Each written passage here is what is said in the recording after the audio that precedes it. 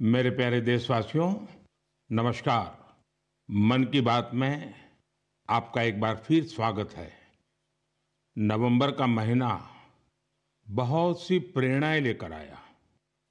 कुछ दिन पहले ही 26 नवंबर को संविधान दिवस पर सेंट्रल हॉल में विशेष कार्यक्रम का आयोजन हुआ।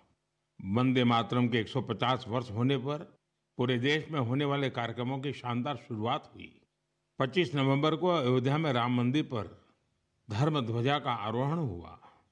इसी दिन कुरुक्षेत्र के ज्योतिसर में पांचजन्य स्मारक का लोकार्पण हुआ।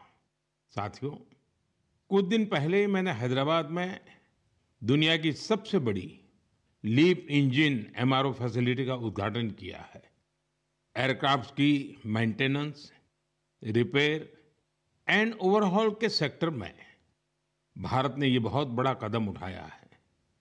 पिछले हफ्ते मुंबई में एक कार्यक्रम के दौरान आईएनएस माहे को भारतीय नौसेना में शामिल किया गया। पिछले ही हफ्ते भारत के स्पेस इकोसिस्टम को स्काई रूट के इंफिनिटी कैंपस ने नई उड़ान दी है। ये भारत की नई सोच, इनोवेशन और यूथ पावर का प्रतिबिंब बना है। साथियों, कृषि क्षेत्र में भी देश ने बड़ी उपलब्धि हासिल की। भारत ने 357 मिलियन टन के खाद्यान्न उत्पादन के साथ एक ऐतिहासिक रिकॉर्ड बनाया है। 357 मिलियन टन। 10 साल पहले की तुलना में भारत का खाद्यान्न उत्पादन 100 मिलियन टन और बढ़ गया है। खेलों की दुनिया में भी भारत का परचम लहराया है। कुछ दिन पहले ही भारत को कॉमनवेल्थ खेलों की मेजबानी का भी ऐलान हुआ। ये उपलब्धियां देश की है, देशवासियों की है और मन की बात देश के लोगों की ऐसी उपलब्धियों को, लोगों के सामूहिक प्रयासों को जन सामान्य के सामने लाने का एक बेहतरीन मंच है। साथियों, अगर मन में लगन हो, सामूहिक शक्ति पर, टीम की तरह काम करने पर विश्वास हो, गिरकर फिर से उठ खड़े होने का साहस हो, तो कठिन से कठिन काम में भी सफलता सुनिश्चित हो जाती है। आप उस दौर की कल्पना करिए जब सैटेलाइट नहीं थी, जीपीएस सिस्टम नहीं था, नेविगेशन की कोई सुविधाएं नहीं होती थी। तब भी हमारे नाविक बड़े बड़े जहाज लेकर समंदर में निकल जाते थे और तय स्थानों पर पहुंचते थे। अब समंदर से आगे बढ़कर दुनिया के देश अंतरिक्ष की अनंत ऊंचाई को नाप रहे हैं। चुनौती वहां भी वही है। न जीपीएस सिस्टम है, न संचार की वैसी व्यवस्थाएं हैं। फिर हम कैसे आगे बढ़ेंगे? साथियों, कुछ दिनों पहले सोशल मीडिया पर एक वीडियो ने मेरा ध्यान खींचा। ये वीडियो इसरो की एक अनोखी ड्रोन प्रतियोगिता का था। इस वीडियो में हमारे देश के युवा और खासकर हमारे जैन जी मंगल ग्रह जैसी परिस्थितियों में ड्रोन उड़ाने की कोशिश कर रहे थे। ड्रोन उड़ते थे, कुछ पल संतुलन में रहते थे, फिर अचानक जमीन पर गिर पड़ते थे। जानते हैं क्यों? क्योंकि यहां जो ड्रोन उड़ रहे थे उनमें जीपीएस का सपोर्ट बिल्कुल नहीं था। मंगल ग्रह पर जीपीएस संभव नहीं, इसलिए ड्रोन को कोई बाहरी संकेत या गाइडेंस नहीं मिल सकता। ड्रोन को अपने कैमरे और इन बिल्ट सॉफ्टवेयर के सहारे उड़ना था। उस छोटे से ड्रोन को जमीन के पैटर्न पहचानने थे, ऊंचाई मापनी थी, बाधाएं समझनी थी और खुद ही सुरक्षित उतरने का रास्ता ढूंढना था। इसलिए ड्रोन भी एक के बाद एक गिरे जा रहे थे। साथियों, इस प्रतियोगिता में पुणे के युवाओं की एक टीम ने कुछ हद तक सफलता पाई। उनका ड्रोन भी कई बार गिरा, क्रैश हुआ, पर उन्होंने हार नहीं मानी। कई बार के प्रयास के बाद इस टीम का ड्रोन मंगल ग्रह की परिस्थिति में कुछ देर उड़ने में कामयाब रहा। साथियों, ये वीडियो देखते हुए मेरे मन में एक और दृश्य उभर आया। वो दिन जब चंद्रयान-2 संपर्क से बाहर हो गया था। उस दिन पूरा देश और खासकर वैज्ञानिक कुछ पल के लिए निराश हुए थे। लेकिन साथियों, असफलता ने उन्हें रोका नहीं। उसी दिन उन्होंने चंद्रयान-3 की सफलता की कहानी लिखनी शुरू कर दी। यही कारण है कि जब चंद्रयान-3 ने सफल लैंडिंग की तो वो सिर्फ एक मिशन की सफलता नहीं थी, वो तो असफलता से निकलकर बनाए गए विश्वास की सफलता थी। इस वीडियो में जो युवा दिख रहे हैं, उनकी आंखों में मुझे वही चमक दिखाई दी। हर बार जब मैं हमारे युवाओं की लगन और वैज्ञानिकों के समर्पण को देखता हूं, तो मन उत्साह से भर जाता है। युवाओं की यही लगन विकसित भारत की बहुत बड़ी शक्ति है। मेरे प्यारे देशवासियों, आप सभी शहद की मिठास से जरूर परिचित होंगे, लेकिन अक्सर हमें ये नहीं पता चलता इसके पीछे कितने लोगों की मेहनत है, कितनी परंपराएं हैं और प्रकृति के साथ कितना सुंदर तालमेल है। साथियों, जम्मू कश्मीर के पहाड़ी इलाकों में वन तुलसी यानी सुलाई के फूलों से यहाँ की मधुमक्खियां बेहद अनोखा शहद बनाती हैं। ये सफेद रंग का शहद होता है जिसे रामबन सुलाई हनी कहा जाता है। कुछ वर्षों पहले ही रामबन सुलाई हनी को जीआई टैग मिला है। इसके बाद इस शहद की पहचान पूरे देश में बन रही है। साथियों, दक्षिण कन्नड़ा जिले के पुत्तूर में वहां की वनस्पतियां शहद उत्पादन के लिए उत्कृष्ट मानी जाती हैं। यहाँ ग्रामजन्य नाम की किसान संस्था इस प्राकृतिक उपहार को नई दिशा दे रही है। ग्रामजन्य ने यहाँ एक आधुनिक प्रोसेसिंग यूनिट बनाया। लैब, बॉटलिंग, स्टोरेज और डिजिटल ट्रैकिंग जैसी सुविधाएं जोड़ी गई। अब यही शहद ब्रांडेड उत्पाद बनकर गांवों से शहरों तक पहुंच रहा है। इस प्रयास का लाभ 2500 से अधिक किसानों को मिला है। साथियों, कर्नाटका के ही तुमकुर जिले में शिवगंगा कालिंजिया नाम की संस्था का प्रयास भी बहुत सराहनीय है। इनके द्वारा यहाँ हर सदस्य को शुरुआत में 2 बी बॉक्सेस दिए जाते हैं। ऐसा करके इस संस्था ने अनेकों किसानों को अपने अभियान से जोड़ दिया है। अब इस संस्था से जुड़े किसान मिलकर शहद निकालते हैं, बेहतरीन पैकेजिंग करते हैं और स्थानीय बाजार तक पहुंचाते हैं।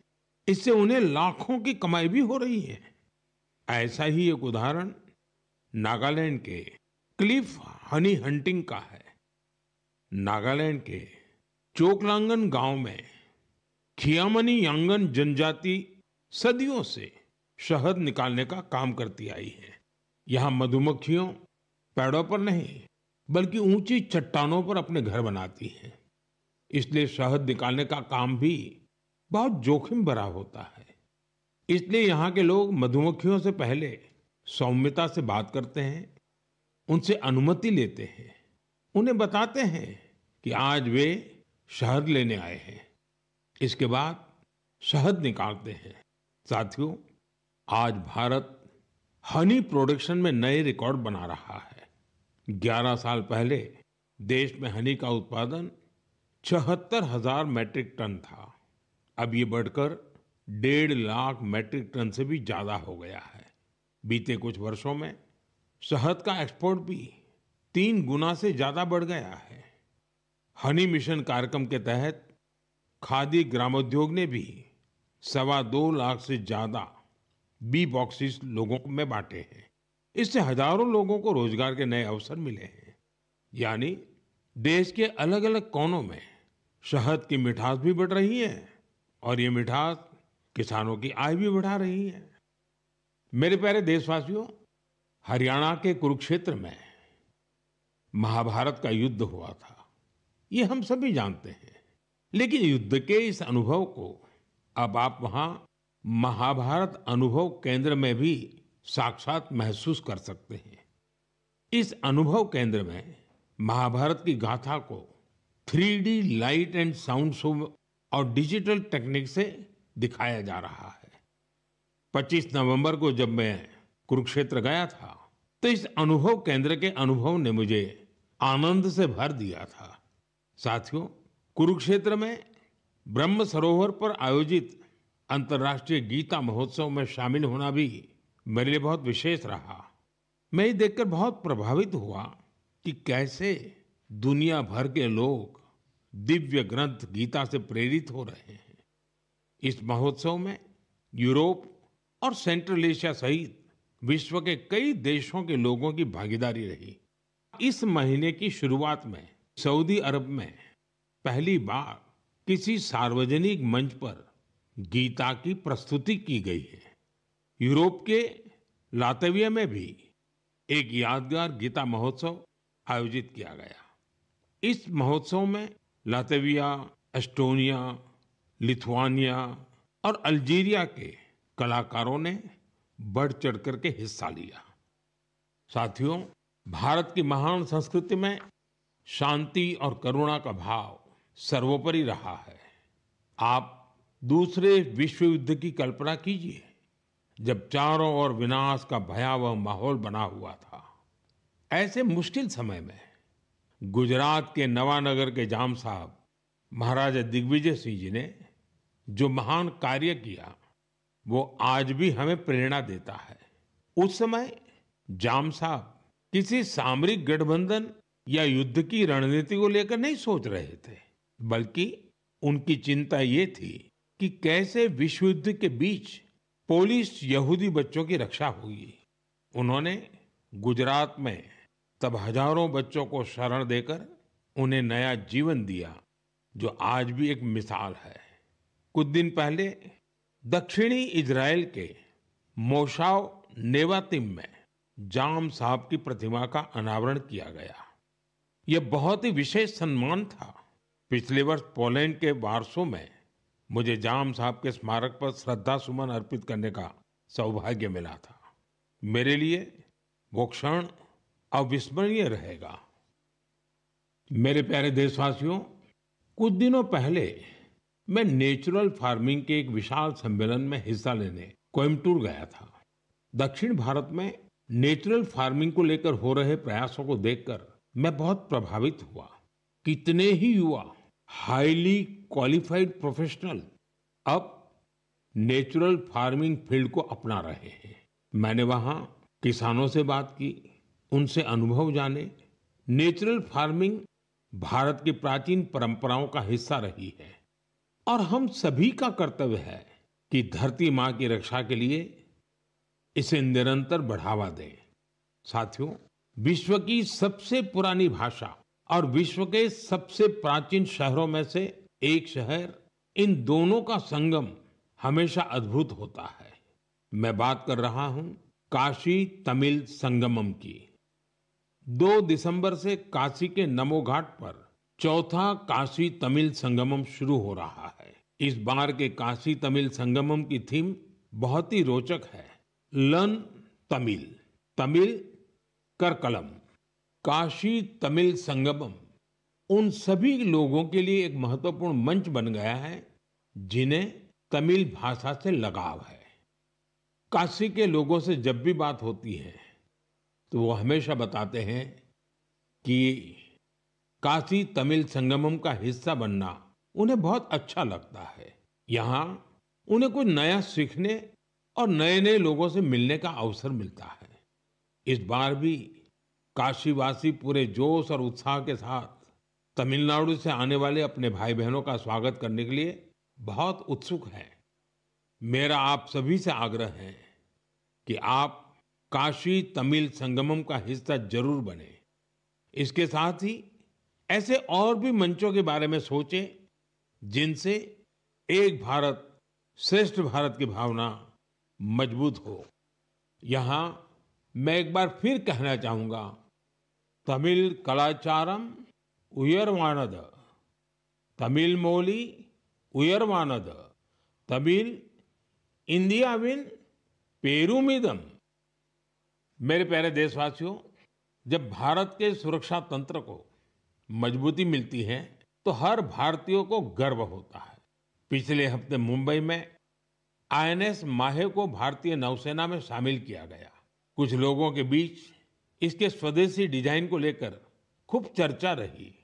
वहीं पुडुचेरी और मालाबार कोस्ट के लोग इसके नाम से ही खुश हो गए। दरअसल इसका माहे नाम उस स्थान माहे के नाम पर रखा गया है जिसकी एक समृद्ध ऐतिहासिक विरासत रही है। केरला और तमिलनाडु के कई लोगों ने इस बात पर गौर किया कि इस युद्धपोत का क्रेस्ट, उरुमी और कलारियपट्टू की पारंपरिक लचीली तलवार की तरह दिखाई पड़ता है। ये हम सबके लिए गर्व की बात है कि हमारी नौसेना बहुत ही तेजी से आत्मनिर्भरता की ओर कदम बढ़ा रही है। 4 दिसंबर को हम नौसेना दिवस भी मनाने जा रहे हैं। ये अवसर हमारे सैनिकों के अदम्य साहस और पराक्रम को सम्मान देने का एक खास दिन है।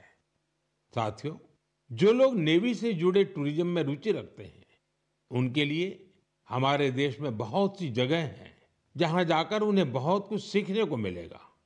देश के पश्चिमी तट पर गुजरात के सोमनाथ के पास एक जिला है दीव। दीव में आईएनएस खुखरी को समर्पित खुखरी मेमोरियल एंड म्यूजियम है। वहीं गोवा में नेवल एविएशन म्यूजियम है जो एशिया में अपनी तरह का अनूठा संग्रहालय है। फोर्ट कोची के आईएनएस द्रोणाचार्य में इंडियन नेवल मैरीटाइम म्यूजियम है। यहाँ हमारे देश की मैरीटाइम हिस्ट्री और इंडियन नेवी के इवोल्यूशन को देखा जा सकता है। श्री विजयपुरम, जिसे पहले पोर्ट ब्लेयर कहा जाता था, वहाँ समुद्री का नेवल मरीन म्यूजियम उस क्षेत्र के समृद्ध इतिहास को सामने लाने के लिए जाना जाता है। कारवार के रविंद्रनाथ टैगोर बीच पर वॉरशिप म्यूजियम में मिसाइलों और हथियारों की रिप्लिका रखी गई है। विशाखापट्टनम में भी एक सबमरीन, हेलीकॉप्टर और एयरक्राफ्ट म्यूजियम है जो इंडियन नेवी से जुड़ा है। मैं आप सभी से, विशेषकर मिलिट्री हिस्ट्री में रुचि रखने वाले लोगों से आग्रह करता हूं कि आप इन म्यूजियम्स को देखने जरूर जाएं। मेरे प्यारे देशवासियों, सर्दियां आ गई हैं और साथ ही सर्दियों से जुड़े टूरिज्म का भी समय आ गया है। दुनिया के कई देशों ने सर्दियों में होने वाले टूरिज्म को, विंटर टूरिज्म को अपनी अर्थव्यवस्था का बहुत बड़ा आधार बना दिया है। अनेक देशों में दुनिया के सबसे सफल विंटर फेस्टिवल और विंटर स्पोर्ट्स मॉडल है। इन देशों ने skiing, snowboarding, snow trekking, ice climbing और फैमिली स्नो पार्क्स जैसे अनुभवों को अपनी पहचान बनाया है। इन्होंने अपने विंटर फेस्टिवल्स को भी वैश्विक आकर्षण में बदला है। साथियों, हमारे देश में भी विंटर टूरिज्म की हर क्षमता मौजूद है। हमारे पास पहाड़ भी हैं, संस्कृति भी है और एडवेंचर की असीम संभावनाएं भी हैं। मुझे खुशी है, इन दिनों उत्तराखंड का विंटर टूरिज्म लोगों को बहुत आकर्षित कर रहा है। सर्दियों के मौसम में औली, मुनस्यारी, चोपटा और डेहरा जैसी जगहें खूब पॉपुलर हो रही हैं। अभी कुछ सप्ताह पहले पिथौरागढ़ जिले में 14,500 फुट से अधिक की ऊंचाई पर आदि कैलाश में राज्य की पहली high altitude ultra run marathon का आयोजन किया गया था। इसमें देश भर के 18 राज्यों से 750 से ज्यादा एथलीट्स ने हिस्सा लिया था। 60 किलोमीटर लंबी आदि कैलाश परिक्रमा रन का प्रारंभ कड़कड़ाती सर्दी में सुबह 5 बजे हुआ था। इतनी ठंड के बावजूद भी लोगों का उत्साह देखते ही बनता था। आदि कैलाश की यात्रा पर जहां 3 साल पहले तक मात्र 2000 से कम पर्यटक आते थे, अब यह संख्या भी बढ़कर 30,000 से अधिक हो गई हैं। साथियों, कुछ ही हफ्तों में उत्तराखंड में विंटर गेम्स का आयोजन भी होना है। देश भर के खिलाड़ी, एडवेंचर प्रेमी और खेलों से जुड़े लोग इस आयोजन को लेकर उत्साहित हैं। स्कीइंग हो या स्नोबोर्डिंग, बर्फ पर होने वाले कई खेलों की तैयारियां शुरू हो चुकी हैं। उत्तराखंड ने विंटर टूरिज्म को बढ़ाने के लिए कनेक्टिविटी और इंफ्रास्ट्रक्चर पर भी फोकस किया है। होम स्टे को लेकर नई पॉलिसी भी बनाई गई है। साथियों, सर्दियों में बेड इन इंडिया अभियान की भी अलग धूम होती है। सर्दियों की सुनहरी धूप हो, पहाड़ से उतरते कोहरे की चादर हो, डेस्टिनेशन वेडिंग के लिए पहाड़ भी अब खूब पॉपुलर हो रहे हैं। कई शादियां तो अब खास तौर पर गंगा जी के किनारे हो रही है। साथियों, सर्दियों के इन दिनों में हिमालय की वादियां एक ऐसे अनुभव का हिस्सा बन जाती हैं जो जीवन भर साथ रहता है। अगर आप इस सर्दी में कहीं जाने का विचार कर रहे हैं तो हिमालय की वादियों का विकल्प जरूर रखिएगा। साथियों, कुछ हफ्ते पहले मैं भूटान गया था। ऐसे दौरों में अलग अलग प्रकार के संवाद और चर्चाओं का अवसर मिलता है। अपनी इस यात्रा में मैंने भूटान के राजा, वर्तमान राजा के पिताजी, जो खुद भी पहले राजा रह चुके हैं, वहाँ के प्रधानमंत्री और अन्य लोगों से मुलाकातें की। इस दौरान हर किसी से एक बात जरूर सुनने को मिली। सभी लोग वहाँ बुद्धिस्ट रिलिक्स यानी भगवान बुद्ध के पवित्र अवशेष भेजे जाने को लेकर भारतवासियों का आभार जता रहे थे। मैंने जब भी यह सुना तो मेरा हृदय गर्व से भर उठा। साथियों, भगवान बुद्ध के पावन अवशेषों को लेकर कई अन्य देशों में भी ऐसा ही उत्साह देखने को मिला है। पिछले महीने ही नेशनल म्यूजियम से इन पवित्र अवशेषों को रूस के कलमिकिया ले जाया गया था। यहाँ बौद्ध धर्म का विशेष महत्व है। मुझे बताया गया कि इनके दर्शन के लिए रूस के दूर दराज से भी बहुत बड़ी संख्या में लोग वहां पहुंचे। इन पवित्र अवशेषों को मंगोलिया, वियतनाम और थाईलैंड भी ले जाया जा चुका है। हर जगह लोगों का भारी उत्साह देखने को मिला है। इनके दर्शन के लिए थाईलैंड के राजा भी पहुंचे थे। पूरे विश्व में भगवान बुद्ध के पवित्र अवशेषों के प्रति इस प्रकार का गहरा जुड़ाव देखकर मन भाव विभोर हो उठता है। यह सुनकर बहुत अच्छा लगता है कि कैसे इस तरह की कोई पहल दुनिया भर के लोगों को आपस में जोड़ने का माध्यम बन जाती है। मेरे प्यारे देशवासियों, मैं आप सभी से हमेशा वोकल फॉर लोकल के मंत्र को साथ लेकर चलने की बात करता हूं। अभी कुछ दिनों पहले G20 शिखर सम्मेलन के दौरान जब विश्व के कई नेताओं को उपहार देने की बात आई तो मैंने फिर कहा वोकल फॉर लोकल। मैंने देशवासियों की ओर से विश्व के नेताओं को जो उपहार भेंट किए उसमें इस भावना का विशेष ध्यान रखा गया। G20 के दौरान मैंने दक्षिण अफ्रीका के राष्ट्रपति को नटराज की कांस्य प्रतिमा भेंट की। ये तमिलनाडु के तंजावुर की सांस्कृतिक विरासत से जुड़ी चौलकालीन शिल्पकला का अद्भुत उदाहरण है। कनाडा के प्रधानमंत्री को चांदी के अश्व की प्रतिकृति दी गई। यह राजस्थान के उदयपुर की बेहतरीन शिल्पकला को दर्शाती है। जापान के प्रधानमंत्री को चांदी की बुद्ध की प्रतिकृति भेंट की गई। इसमें तेलंगाना और करीमनगर की प्रसिद्ध सिल्वर क्राफ्ट की बारीकी का पता चलता है। इटली की प्रधानमंत्री को फूलों की आकृतियों वाला सिल्वर मिरर उपहार में दिया।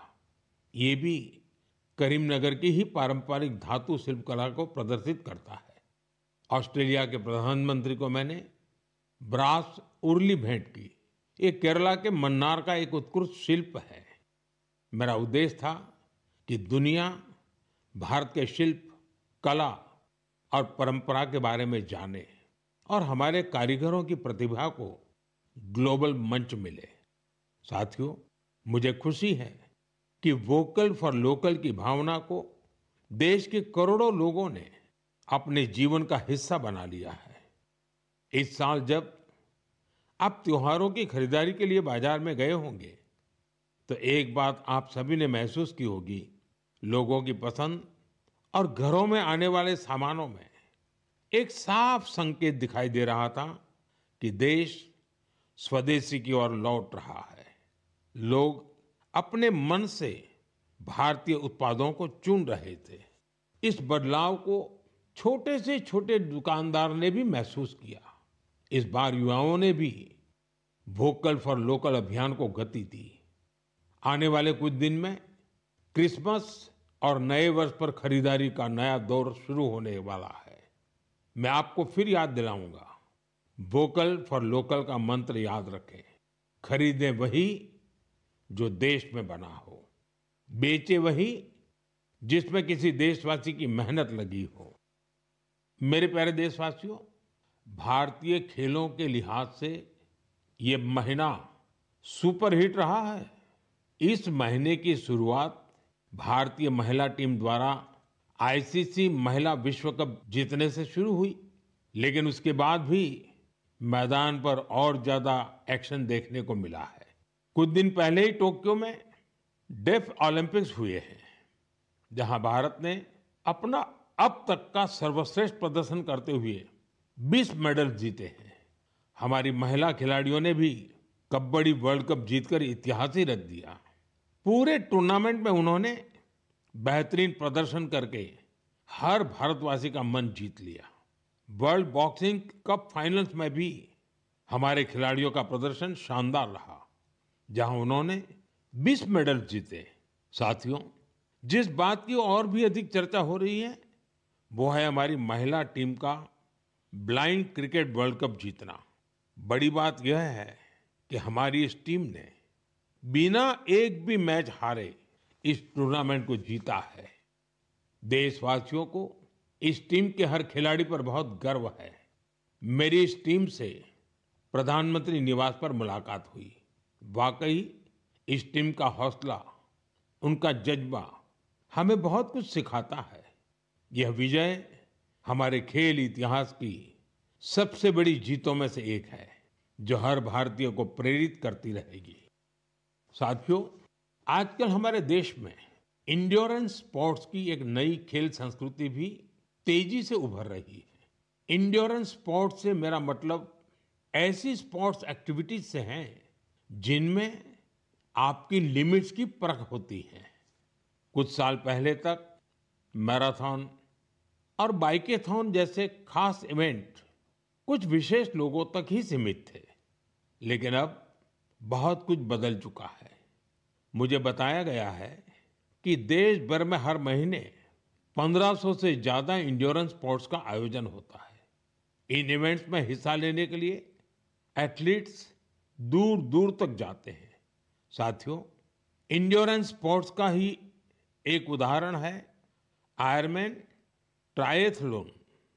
आप कल्पना करिए, यदि आपको यह बताया जाए कि आपके पास एक दिन से भी कम समय है और आपको ये 3 काम करने हैं: समंदर में 4 किलोमीटर तक तैरना, 180 किलोमीटर साइकिल चलाना और करीब 42 किलोमीटर की मैराथन दौड़ लगाना, तो आप सोचेंगे कि कैसे संभव है। लेकिन फौलादी हौसले वाले लोग इस काम को भी सफलतापूर्वक कर ले जाते हैं।